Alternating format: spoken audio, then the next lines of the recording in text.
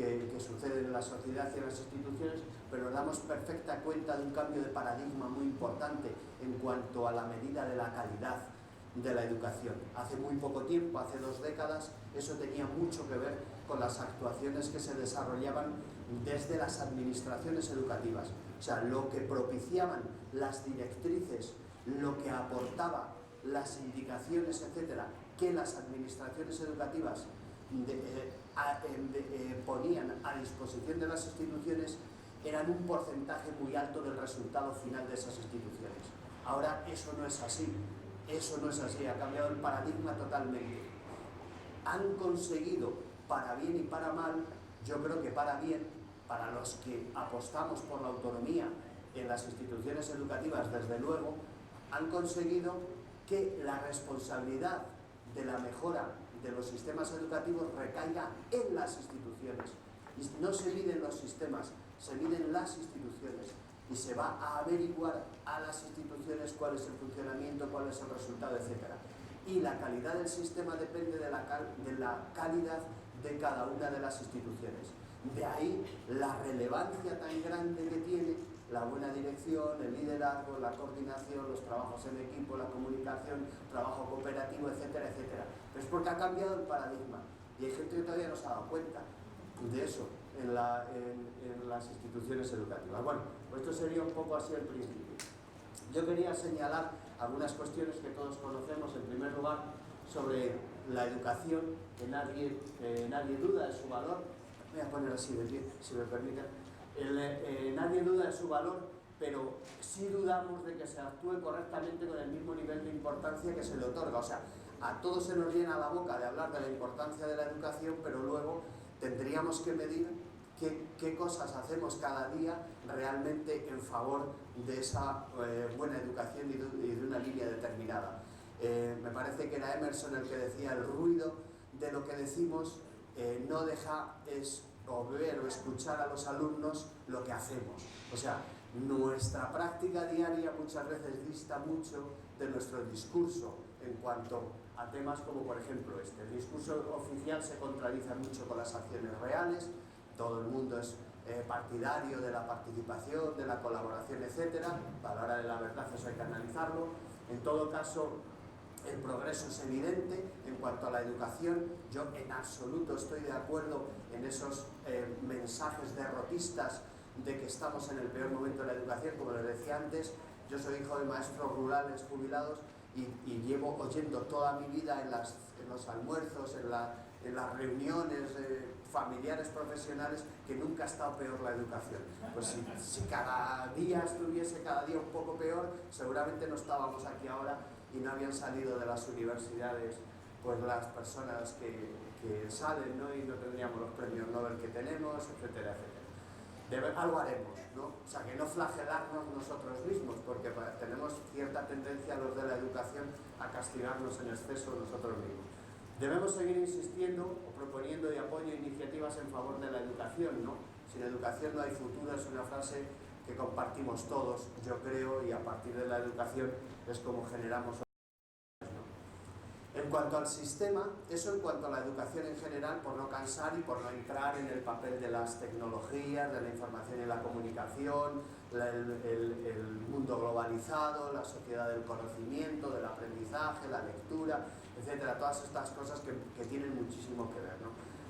En cuanto al sistema, lo que sí que es cierto es que los sistemas educativos en general, yo no estoy identificando ahora mismo ni el mexicano ni el español, en general los sistemas educativos están muy faltos de flexibilidad, excesiva planificación formal, basado en medidas muy fundamentados en medidas administrativas. Sin embargo, se ve que está débilmente acoplado, o sea, vemos muchas disidencias o muchos desajustes, ¿no?, entre lo que hacen, por ejemplo, desde el Estado federal a lo que se hace luego en los estados, en nuestro caso lo que se hace desde el Estado y lo que se hace luego en las comunidades autónomas o en los municipios, etcétera. Hay algunos países que tienen municipalizada la educación y entonces es un escalón más de disfunción entre las directrices, etcétera. Bastante cerrado en sí mismo, o sea, nos cuesta trabajo en mostrarnos y en ponerlo en comunicación con las instituciones del entorno. profesionales a veces desmotivados, ¿no? O sea, un poco bastante individualista en el sentido de que cada administración o cada elemento toma sus propias decisiones, a veces sin ponerlo muy en común, esto genera profesionales muchas veces desmotivados. Yo no tengo que ir a buscar ningún ejemplo, los tenemos claramente en España. Hoy, cuando veníamos hacia esta universidad con Héctor y la colega Carmen, María del Carmen, ¿no? Hablábamos de que en España parece que es el deporte nacional dictar leyes nuevas cada vez que cambia el gobierno. Acaban de cambiar la ley de educación, ya han anunciado todos los demás grupos políticos de la Cámara que lo primero que harán cuando cambie este gobierno es cambiar otra vez la ley. O sea, entonces eso desconcierta, desconcierta a los usuarios, a los directivos, en fin, un poco. Usuarios desconcertados, sociedad recelosa del sistema. O sea, hace muy poco tiempo, esto también es un cambio de paradigma, la exigencia que hay social, que cuando se entiende mal o no se acepta, se entiende como en términos de presión. Decimos muchas veces, los profesionales de la educación nos presionan mucho desde fuera, y a lo mejor le preguntas, ¿y en qué te presionan? No, es que vienen preguntando que si de los niños, o me preguntan hasta por los programas que voy a impartir. Y claro, uno que vive en este mundillo un poco más abierto, ¿y por qué no te va a preguntar por los programas que se está impartiendo a sus hijos? ¿Y por qué no van a tener información de dónde van los recursos? ¿Y por qué no van a tener información de por qué hay esas actividades extracurriculares y no otras? O sea, este tipo de cuestiones que tanto extrañan no deberían extrañarnos tanto. Entonces, es una sociedad que afortunadamente ya es más libre en todo el contexto iberoamericano, en Europa, etc., y que exige, pide explicaciones, y ya no se lo cree todo. Ya la sociedad no se cree que los de la universidad seamos infalibles, casi como el Papa, ¿no? Que nos había como un halo de que, no, es que lo ha dicho un profesor de la universidad, un catedrático, ¿no?, en la televisión, y a los 2 minutos te sale otro en una tertulia y ese señor no sabe de lo que está hablando, y te lo razona. O sea, antes eso no sucedía, no nos atrevíamos a hacer eso. Pues igual pasa con la dirección y el liderazgo. Ya no es tan frecuente que se reaccione desde dentro y desde fuera de las instituciones en contra de determinadas direcciones y liderazgos, ¿no? Es un poco esto que comentábamos del cambio de paradigma. En definitiva, dicen los que estudian estas cosas, ¿no?, entre los que ojalá se me pudiera considerar a mí, pues que es un modelo gastado. Es un modelo que no está evolucionando con la rapidez que requieren los tiempos. Eso trasladado a las propias instituciones educativas es un poquito más de lo mismo. O sea, las instituciones educativas tenemos grandes dificultades internas, poco reconocidas socialmente, a veces, o percibimos nosotros que están poco reconocidas socialmente. En realidad, lo que nos están es exigiendo más, pero yo creo que igual que nos exigen más, también se nos reconoce más, y la gente conoce más, y por eso opta por unas instituciones o por otras, ¿no? La dirección es muy compleja, es muy difícil encontrar buenos directores, es difícil en todos los sistemas educativos que conozco, es difícil seleccionar y elegir para la dirección a los mejores. No siempre podemos hacer eso. Estamos cansados de ver modelos, no solamente en los ámbitos iberoamericanos, sino, yo no sé, pues el modelo de elección de directores en Francia, por poner un caso, en Inglaterra, en el norte de Europa, excepto algunos países donde es muy prestigioso y todo el mundo quiere y puedes contar con los mejores. En la inmensa mayoría de los países del mundo, entre los que nos encontramos México y España, sin ninguna duda, y lo dicen así los informes internacionales de la UNESCO, el TALIS, una serie de informes, algunos que me referiré aquí, nos están mostrando eso, la dificultad que hay, ¿no? Para ejercer esa dirección derivado de esa complejidad, ¿no? Coordinación insuficiente, cada vez hay más coordinación en las instituciones, pero aún sigue siendo una de las carencias, ¿no?, que tenemos. Alto nivel de presión, como señalábamos antes, en algunos casos desorientados, y en muchos casos incluso con metas de supervivencia. Esto un profesor lo ejemplificaba diciendo que en una institución educativa muchas de las personas andaban con metas de supervivencia, o sea, estaban esperando que llegara el viernes o que llegasen las vacaciones de verano o incluso la jubilación, ¿no? Entonces, claro, o sea, en un contexto en el que haya un porcentaje importante con metas temporales, ¿no?, para salir corriendo de la institución, pues eso es algo que hay que analizar en las instituciones educativas.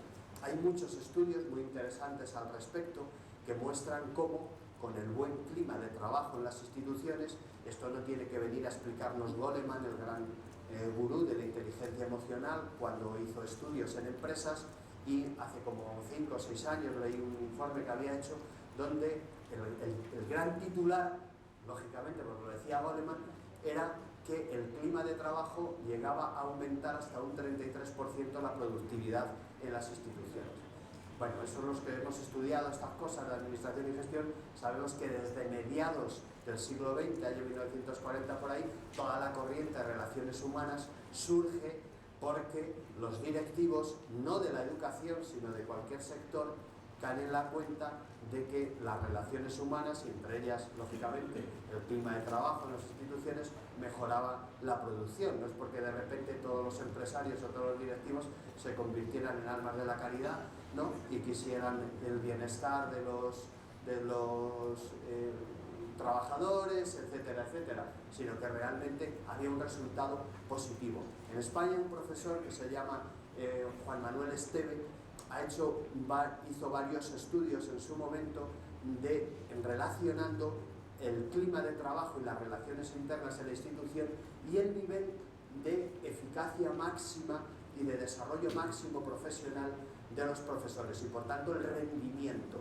Entonces pudo demostrar cómo en las instituciones donde había buen clima de trabajo, esa curva, que lógicamente por la inexperiencia primero es creciente, pero luego por el hastío, por el aburrimiento, por el cansancio, por la edad, por lo que sea, empieza a bajar. Bueno, pues esa curva se mantiene en unos niveles, digamos, óptimos de trabajo en la medida en que nosotros somos capaces de generar internamente en las instituciones buen ambiente de trabajo.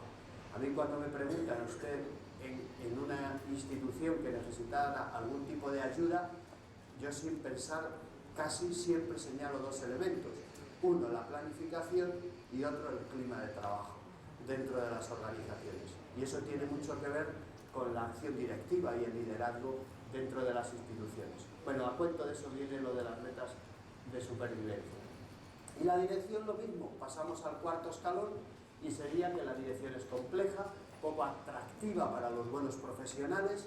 En nuestro país aproximadamente el 50% de los directivos, por ejemplo en el sector público, los tienen que designar, o sea, con el dedo, los tienen que poner allí porque no hay, digamos, esa intención, pero diríamos, bueno, es que en España, no sé, que son muy guerreros y entonces no sé qué, pero te vas a Francia con un modelo de dirección completamente distinto, profesionalizado totalmente desde hace décadas, con buenos sueldos, etcétera, como gerentes, y tienen el mismo problema. Tampoco encuentran, aproximadamente el 50% de las instituciones no son capaces de que las dirijan los mejores, ¿no?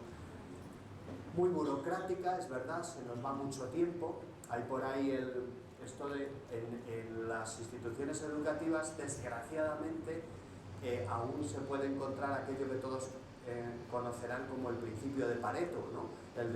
La ley de la nula distribución del trabajo. El 20% del trabajo lo hacen el 80% de las personas y el otro 20% hace el 80%. Eso es lo que se llama la ley de la nula distribución, ¿no?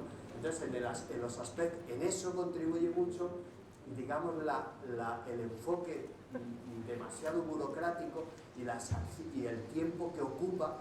Hay por ahí varios estudios hechos, yo no conozco de otros países, pero conozco de España, varios estudios hechos donde llega hasta el 50% del tiempo que dedican los directivos a cuestiones administrativas. Claro, a ver cómo compaginas eso con un liderazgo pedagógico o un liderazgo transformacional dentro de la institución educativa. Entonces, son realidades de las que uno tiene que partir cuando hace propuestas. Pues claro, sobre la nada, sobre un papel en blanco, todo el mundo somos capaces de escribir. Pero claro, lo que hay que transformar son las instituciones tal como están en ese momento y abordarlo desde distintos flancos, ¿no? Alto componente de gestión administrativa, como digo, muy cuestionada. Antes al director no le tosía a nadie, ¿no?, por decirlo así, pero ahora, pues afortunadamente eso ya no es así, ya hay otra relación, ¿no?, en las instituciones. Y muchas veces, y yo destacaría esto y lo relacionaría con la planificación y con uno de los contenidos esenciales de lo que debería ser el trabajo, no solo de hoy, sino a lo mejor en el futuro, la idea del proyecto de dirección. O sea, no hay proyectos de dirección en la mayor parte de las instituciones. La gente no, o a lo mejor lo hay, pero no lo comparte. No sé qué es peor, si que no lo haya o que lo tengan y no lo compartan. O sea, no sé cuál de las dos cosas es más negativa para las instituciones, pero el hecho es que no lo hay. Pero no solo eso, sino que hay casos en los que hay personas e instituciones que se sienten orgullosas de que no lo hay y hacen ostentación de que no lo hay, de que no, nosotros vamos aquí al día a día y no nos va mal y no sé qué. Claro, y tú piensas en el siglo XXI, pues claro, no te va mal porque eres el único colegio que hay en el barrio. Si como hubiese otro, ya verías si te iba mal, ¿no? Entonces, este tipo de cosas. Yo cuento con mucha pena un hecho real en una ciudad de los alrededores de Madrid, en este caso era un colegio público, donde el director se presentó a las elecciones de dirección de la institución con un mensaje, no un proyecto, un mensaje. El mensaje decía: los padres de la puerta para afuera. Esto es cierto, ¿eh? Me da vergüenza, comentarlo. Salió elegido. Que es lo más gordo. Que la comunidad educativa estaba de acuerdo, sobre todo los profesores, de que los padres de la puerta para afuera. Si alguien me puede explicar cómo se puede hacer la educación en el siglo XXI con los padres de la puerta para afuera, pues entonces a lo mejor. Esto es un hecho real, o sea, de una institución. Es grave, pero más grave es que la administración le nombrase. Porque claro, yo puedo elegir un director, pero luego el nombramiento no lo hace el consejo o la institución, le tiene que nombrar la administración, en este caso la Administración Regional de Madrid. Le nombró. Entonces, ¿a qué jugamos? Se te cae el alma a los pies cuando ves que pasan cosas de esas. ¿Qué proyectos de innovación va a querer emprender esa institución? Pues lo que digo, tienen los clientes cautivos porque viven en los edificios de alrededor y bajan de la casa, salen del portal y se meten allí. Pero si hubiera otras instituciones en el entorno, seguramente no se metían ahí como hormiguitas que salen de los portales y se meten en la institución. Pero bueno, viene un poco a cuento de estas cosas, ¿no? Observando un poco la realidad. Yo creo que en última instancia, lo que estamos hablando es de plantear unos retos para la sociedad, para las administraciones, para los profesionales como agentes, ¿no?, para los usuarios, una circunstancia importante y la concreción que señalaba al principio de la exposición, de que todo esto se concreta en las instituciones educativas, desde las leyes marcos de educación hasta las directrices que se dan de funcionamiento de una institución educativa. Al final es para regular un poco el día a día e intentar mejorar. Las instituciones educativas se han convertido en el núcleo de mejora. Cuando se quiere saber algo, es el lugar donde se ponen en relación todos los elementos y factores del sistema. Cuando uno quiere saber algo de evaluación, no pregunta un urbi, va a ver qué pasa en las instituciones educativas. Cuando alguien quiere saber algo del aprendizaje en matemáticas, que todos andamos ahí ahora preocupados con ese tema, pues resulta que hay que ir a las instituciones. En definitiva, las instituciones educativas es el centro, ¿no?, de esto. Y por un lado, es un compromiso, porque si aceptamos esa idea, o sea, si somos conscientes de ese cambio de paradigma, de que nosotros en nuestras instituciones, imagináramos que fuésemos nosotros un gran centro y todos fuéramos profesores, directivos, coordinadores, etcétera, de una misma institución. Nosotros, la responsabilidad que tomamos cuando somos conscientes de esto y no nos dedicamos a echar balones fuera de que esto es cosa del Estado, esto es cosa del gobierno, esto es cosa del municipio, de no sé qué, no sé cuánto, sino asumimos que esa realidad tal como sea y tal como esté la tenemos que gestionar nosotros con un proyecto educativo propio, con un buen proyecto de dirección sobre esa institución educativa, entonces asumimos una gran responsabilidad, porque el núcleo de repente ha pasado de las administraciones a los lugares, ¿no?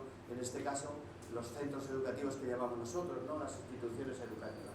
Y de ahí un poco ese mensaje, ¿no? Que quiero lanzar, en la idea de que el constatar esta realidad nos debe servir para ser más emprendedores, no para decaernos, sino para ser más emprendedores. Y de ahí un poco esa frase: el mundo está tan complicado como siempre, pero más interesante que nunca, ¿no? Yo creo que vivimos en un momento en el que la gran pregunta es ¿qué hacer? O sea, nos quedamos parados, que decidan otros por nosotros, que llegue la quincena, cobremos la quincena y ya está, o sea, o nos mostramos como parte activa. Eso tiene mucho que ver con el liderazgo. De poco sirve que una persona, un director, una directora de la institución quiera hacer una dirección colaborativa, participativa, un liderazgo compartido, etcétera, si el resto de la institución no está tan bien en esa clave. Terminará aburriéndose y terminará, bueno, pues esto lo que quieren es órdenes, pues yo les doy órdenes, ¿no? Que es lo más fácil. Pues eso también es un paradigma, es una forma de ver y de vivir la vida profesional. Hay quienes prefieren que les den órdenes y quienes prefieren generar unas condiciones determinadas para ser copartícipes en las decisiones que se toman. Es de mucha más responsabilidad y dedicación la segunda que la primera. O sea, no crean que no caigamos en la tentación de pensar que cuando esto funciona bien es porque es un buen director o una buena directora. Pongamos como por ejemplo una sesión de estas, imaginemos que hacemos un seminario. Digo, yo quiero que sea participativo, pero nadie participa.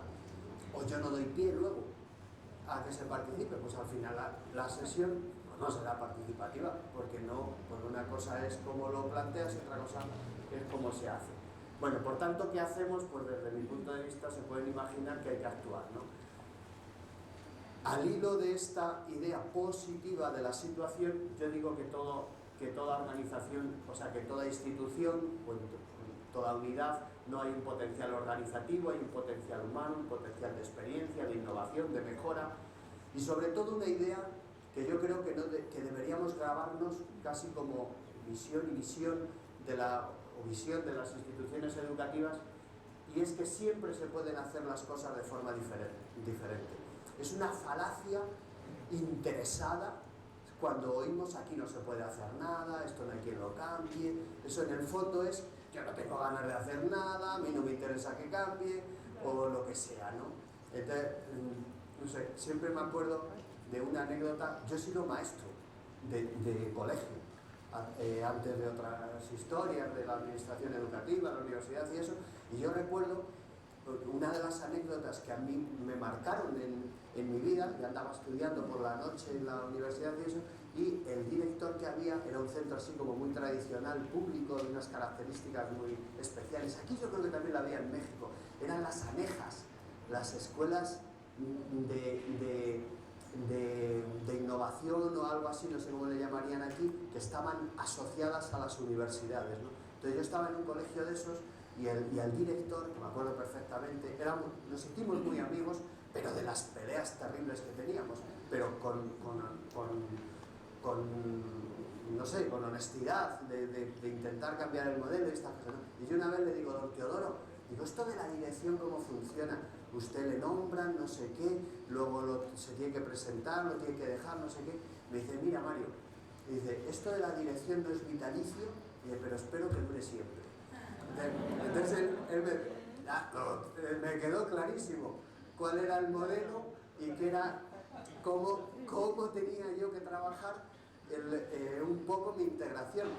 fíjate, lejos de estigmatizarme y de decirme, pues ahí te vas a quedar con todas tus ideas, al revés, en cuanto pudo, me hizo jefe técnico, jefe de estudios del colegio. Quiero decir, él tenía una idea, pero estaba abierto a que pudiera haber otras, ¿no? Y ahí empezamos a trabajarnos todo un proyecto comunitario, era un centro público, comunitario dentro del barrio. Eso. Bueno, quiere decir que siempre se pueden hacer, y es una falacia, insisto, muy interesada, estos discursos cansinos muchas veces de los colegas de que aquí no se puede hacer nada, de que en relación o ya verás qué director tenemos, ya te irás dando cuenta. Entonces, todos estos mensajes hacen mucho daño, porque se tarda luego en cambiar esa mentalidad. Cuando llega una persona nueva, uno de los temas que deberían cuidar o deberíamos cuidar más los directivos es la atención a los nuevos miembros de la comunidad educativa. Y de eso se tienen que ocupar en primera instancia los directores y directoras, los líderes en los distintos ámbitos de las instituciones educativas, porque esa visión que tenga esa persona en ese primer minuto de su vida profesional en una institución es clave, porque si el enfoque es negativo o desacertado, eso luego hay que reconstruirlo. O sea, ya empezamos mal y empezamos gastando tiempo innecesariamente en cosas que podríamos haber solucionado. La atención a nuevos miembros de la comunidad educativa es algo que hay que cuidar mucho desde la dirección y el liderazgo de las instituciones. Bueno, un poco esta idea, ¿no?, del potencial humano, esto de aquí la gente no colabora, no sé qué. Una de las primeras misiones también, si me permiten, yo no quisiera que esto sonase como a recetas o no sé, detalles insignificantes, sino creo que es sustantivo que los directivos conozcan lo más posible, no solamente los aspectos profesionales, ojalá que también, sin herir la intimidad de las personas, también cosas personales, de hábitos, de costumbres, de inquietudes, ocios, etcétera, que puedan tener las personas. En este sentido, siempre recuerdo un caso real de una localidad cerca de Barcelona que estaba perdiendo prácticamente todos los alumnos. Era una institución pública y ya casi había más profesores que alumnos. Entonces la administración no tenía ningún deseo de cerrar esa institución en ese barrio, pero lógicamente ya tenía que cerrarla. Bueno, pues les dio una oportunidad más, digamos un año más, de a ver si relanzaban la institución, y empezaron a hablar entre las personas. Esto que estoy contando es un hecho real también. Empezaron a hablar las instituciones, y qué curioso, descubrieron que la inmensa mayoría de los profesores, el de matemáticas, el de lengua, el director, la directora, el jefe de estudios, el no sé qué, había como un denominador común que eran los conocimientos y sobre todo el interés por la música. Y elaboraron un proyecto educativo basado en la música, sin abandonar lógicamente la matemática, la lengua, etc. Pero lo enfocaron hacia potenciar aquello en lo que ellos eran más